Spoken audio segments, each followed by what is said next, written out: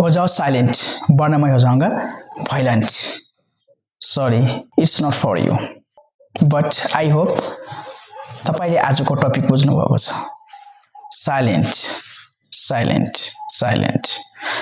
वर्डमा कुनै यस्ता लेटरहरु हुन्छन् जसलाई साइलेन्ट गर्नुपर्ने हुन्छ, अनप्रोनाउन्स्ड हुन्छन्, प्रोनाउन्सिएसन हुँदैन, उच्चारण हुँदैनन्. त्यस्तै रुलको बारेमा आज मैले तपाईलाई भन्न गएको छु. तपाईले थाहा पाउनु भएको छ अवश्य पनि कुनै लेटरहरुलाई हामीले भन्नु मिल्दैन, भन्दैनौं. यदि भनियो भने अलि कस्तो अरूले महसुस गर्छन्, आफूले त राम्रै गरे जस्तो लाग्छ हैन र. आज त्यसकै बारेमा हामी डिस्कस गरौं. जस्तै तपाईले भन्नुभयो फार्मर फार्मर भन्नुभयो केही फरक पर्दैन. फार्मर भन्दा बुझ्यो नि त हैन. हाम्रो नेपालीमा किसान, हल जोत्ने मान्छे. तर पनि त्यसलाई फार्म किन भन्नु पर्यो? फार्म प्रोनाउन्सिएसन त्यसको हुन्छ फार्म, दुईटै आर साइलेन्ट भइदियो. त्यसैगरी टिचर हामी टिचर, डाक्टर किन भन्ने त? टिचर किन भन्ने? आर साइलेन्ट हो. यसरी टिच बाट टिचर भन्यो अर्थात् त्यो पर्सन नाउन बन्नको, त्यो टिच पढाउनुबाट पढाउनेवाला, पढाउने मान्छे टिचर बन्नको, त टिचरलाई साइलेन्ट गरियो आर. त टिचर भनियो टिचर, न त टिच होइन टिचर. यसरी आरलाई चाहिँ साइलेन्ट गरियो. यसको पछाडी कारण के छ त? यसको लोजिक के हो? यसले होमोफोन्समा सहयोग गर्छ. जस्तै यो भनेको के हो भनेदेखि, जस्तै यहाँनिर एउटा वर्ड लेखौँ हामीले KNEW, अर्को वर्ड लेख्नुहोस् NEW. यसको दुईवटैको प्रोनाउन्सिएसन हुन्छ नु, तर यसमा के आएको छ, यसमा आएको छैन है. यहाँनिर के साइलेन्ट हुनुको. साइलेन्ट किन हुनुको भनेदेखि यसको अर्थ डिफरेन्ट छ, यसको मिनिङ डिफरेन्ट छ. नो भर्बको V2 फर्म हो. यसको मिनिङ जान्यो. यो न्यू भनेको एडजेक्टिभ हो, नयाँ. र यसको के छ त अर्थ, अर्थात् यो मिनिङ डिफरेन्ट भयो. र यसको एउटा चीज चाहिँ सेम छ. त्यो के हो तपाईले थाहा पाइसक्नु भयो? प्रोनाउन्सिएसन. र pronunciation same but meaning different र स्पेलिङ डिफरेन्ट. दुईटा कुरा डिफरेन्ट भयो. र यसरी एउटै वर्डको प्रोनाउन्सिएसन सेम हुँदा त्यसलाई केले छुटाउनु पर्ने भयो त? स्पेलिङ फरक राखेर छुटाउनु पर्ने भयो. तसर्थ त्यो जो चीज यहाँ राखिएको छ त्यो चीजलाई साइलेन्ट गर्नु परेको, अर्थात् यसमा होमोफोन्सको अहिले काम गरेको छ है त. यसको ठाउँमा हुन सक्छ लिङ्ग्विस्टिक स्पेशलिस्टले यो के को ठाउँमा वाइ राखिदिएको भए पनि त हुन्थ्यो नि, यही नै साइलेन्ट हुन्थ्यो. तर यसको पछाडि के लोजिक होला त्योतिर हामी नजाउँ है त. तर पनि केही लेटरहरू के हुन्छ त साइलेन्ट हुन्छन्, केही लेटर के हुन्छ त साइलेन्ट हुन्छ. आज त्यसकै बारेमा हामी डिस्कस गर्नेछौँ. आजको टपिक अति नै इम्पोर्टेन्ट छ. मलाई लाग्छ तपाईले यस टपिकलाई, यस भिडियो लेसनलाई एन्डसम्म वाच गर्नुपर्ने हुन्छ. आउनुहोस् आज केही कुराहरू हामी सेयर गरौँ. केही कुराहरू तपाईले आज थप्ने मौका खोज्नुहोस्. अवश्य पनि हामी सँगसँगै हिँडौँ केही क्षणलाई हो. आउनुहोस् अब नम्बर 1 मा हामी डिस्कस गरौँ. कुनै वर्डमा टी भन्दा अगाडि बी आयो, टी भन्दा पहिले बी आयो, अर्थात् बी पछि टी आयो भने त्यो टी भन्दा पहिले आउने बी लाई साइलेन्ट गर्नुपर्छ, अर्थात् अनप्रोनाउन्स्ड हुन्छ. त्यो प्रोनाउन्सिएसनमा आउँदैन, त्यो उच्चारण गर्नु हुँदैन. जस्तै हेर्नुस्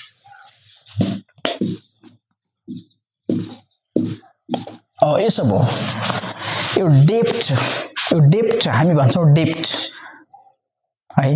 यो डेप्ट भन्नुभयो भने सबैले नबुझ्लान् है त. तर तपाईले भन्नु भने मैले बुझ्छु, मैले भने तपाईले बुझ्नुहुन्छ. द्याट इज डेप्ट. बट बी साइलेन्ट हुन्छ. तसर्थ हामी यसलाई के भन्नु पर्ने भयो? डेट भन्नु पर्ने भयो. अब यसबाट एउटा कुरा के कसरी थाहा पाउनु भनेदेखि टी भन्दा पहिले आउने बी चाहिँ साइलेन्ट हुन्छ. यति कुरा थाहा पाउनुस्. जस्तै DOUBT doubt but के भन्ने भयो त बी साइलेन्ट भन्दा मतलब डाउट हो यसरी तपाईले थाहा पाउनु भयो एउटा एक नम्बरको बारेमा अब अर्को डिस्कस गरौँ नम्बर 2 अब नम्बर 2 मा के छ भने देखि यदि जी भन्दा पहिले डी आउँछ भने त्यो डी लाई साइलेन्ट गर्नुपर्छ जस्तै जज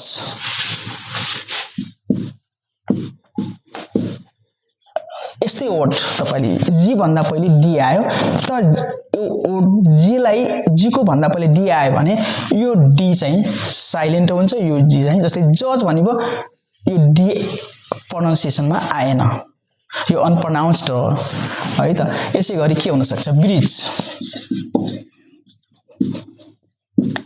अर्को के होला ब्रिज एज हो यस्ता वर्डहरु जो जी भन्दा पहिले डी आउँछ भने त्यो डी ले तपाईले प्रोनाउन्स नगर्नुस् अब नम्बर 3 मा जाऊ एन भन्दा पहिले के आउँछ भने के साइलेन्ट हुन्छ है त जस्तै यहाँनिर तपाईले अघि हामीले भनेका थियौ न्यू के एन ई डब्ल्यू नो यो नो भो के एन ओ डब्ल्यू नो यसरी एन भन्दा पहिले के आउँछ भने के तपाईले साइलेन्ट राख्नुस् के को उच्चारण नगर्नुस् हामी उच्चारण गर्नु हुँदैन है अनि नाइफ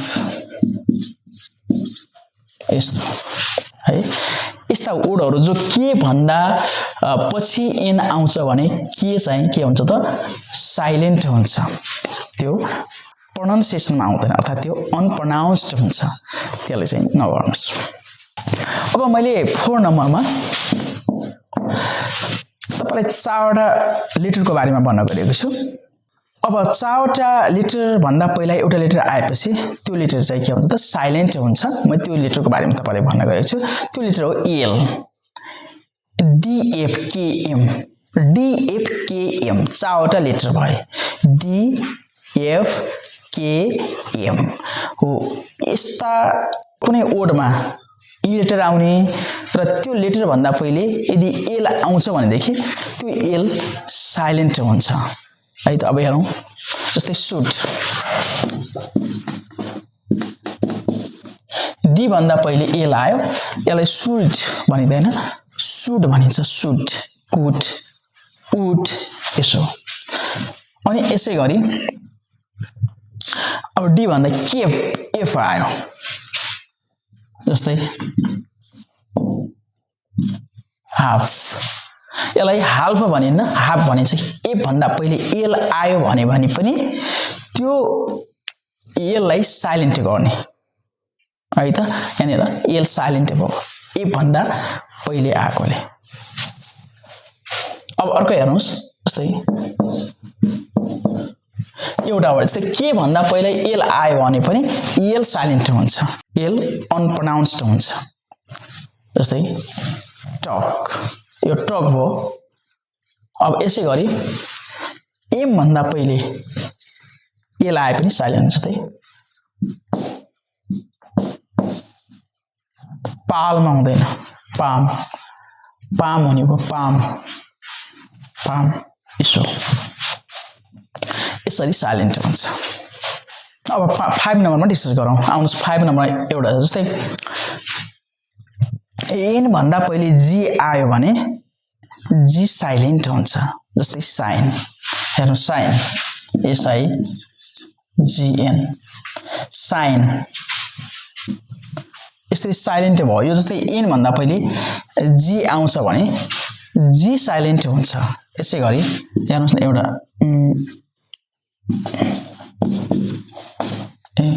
फरेन मा जी साइलेन्ट भयो फरेन जी आएन अर्थात एन भन्दा पहिले जी आउँछ भने जी साइलेन्ट जस्तै डिजाइन भन्नुभयो डिजाइन यसरी हो यसरी साइलेन्ट अर्थात यो नम्बर 5 को रुलमा चाहिँ तपाईले हेर्नुभयो यसरी एन भन्दा पहिले जी आयो भने जी साइलेन्ट हुन्छ अब नम्बर 6 मा हेरौं बी भन्दा पहिले एम आयो भने बी साइलेन्ट हुन्छ अर्थात एम भन्दा पछि बी आयो भने बी साइलेन्ट हुन्छ अब जस्तै हेर्नुस्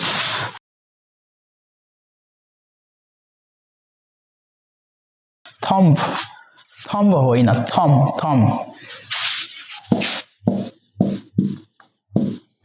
बम्ब होइन बम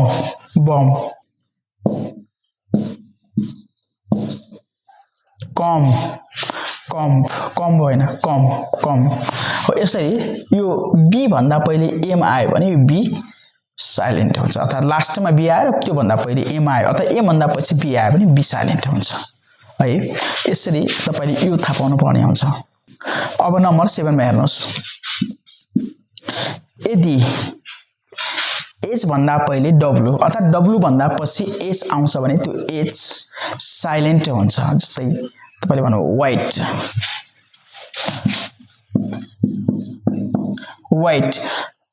यो व्हाइट हुँदैन व्हाइट।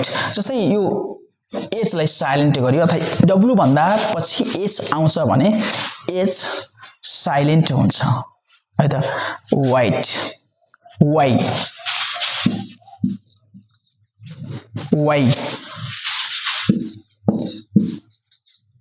वेल होइन वेल हो। यसरी डब्लु भन्दा पछि एच आयो भने एच चाहिँ के हुन्छ त साइलेन्ट हुन्छ। हुन त कुनै एक्सेप्सन रुल पनि हुन्छ, एक्सेप्सनले कुनै चीज वर्डहरुको फरक पर्न जान्छ है। जस्तै तपाईले अघि नै मैले भने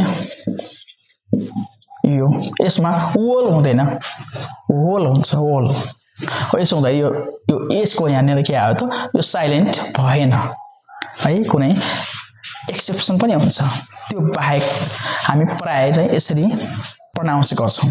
अब अन्तिम एउटा रहेको छ, हुन त धेरै छन् यसमा है। मैले तपाईलाई आज 8 रुलहरु को बारेमा जो साइलेन्ट हुन्छ लेटर्स त्यसको बारेमा मैले तपाईलाई भन्न गइरहेको छु। मैले तपाईलाई त्यसको बारेमा तपाईलाई केही नलेज दिए है, तपाईलाई केही आइडिया दिए, केही रुलहरु भने। हुन त यति मात्र होइन, अरु पनि थुप्रै रुलहरु छन्। यदि तपाईले यस भिडियो लेसनलाई राम्रो रेस्पोन्स गर्नुभयो है त, यसलाई तपाईले मन पराउनु भयो भने अवश्य पनि ती रुलहरु पनि अरु बचेका केही रुलहरु छन् ती रुलहरु पनि लिएर आउने छु है त। अब नम्बर 8 मा छ, यदि जी र एच दुईवटा अक्षरहरु सँगै आउँछ र त्यो पनि बीचमा आउँछ, कुनै वर्डको बीचमा आउँछ भने त्यो वर्डलाई दुईवटा त्यो लेटरहरुलाई के गरिन्छ त साइलेन्ट गरिन्छ। जस्तै हेर्नुस् राइट RIGHT राइट, यसमा राइट GH के भयो त साइलेन्ट भयो, RIT राइट GH साइलेन्ट भयो। त्यसैले बीचमा आउनु पर्यो GH दुई वर्डको बीचमा, जस्तै लेटरहरुको बीचमा एउटा कुनै वर्डको जस्तै ए र यसको बीचमा आउँदा यो के त साइलेन्ट भयो है त। जस्तै यसमा राइट फाइट माइट यस्ता लेटरहरु जो दुईटा जीएस सँगै आउँछ र त्यो पनि बीचमा आउँछ भने साइलेन्ट हुन्छ है त। आजको भिडियो लेसन तपाईलाई कस्तो लाग्यो? आई होप तपाईले यस भिडियो लेसनबाट धेरै कुराहरु सिक्नु भएको छ है त। साइलेन्ट लेटरहरु साइलेन्ट गर्ने हैन, यो भने कि साइलेन्ट गर्नै पर्छ। हामी त नेटिभ स्पिकर होइन, तसर्थ हामीले साइलेन्ट गर्नुपर्ने आवश्यकता छैन, तर पनि साइलेन्टको रुल थियो है त।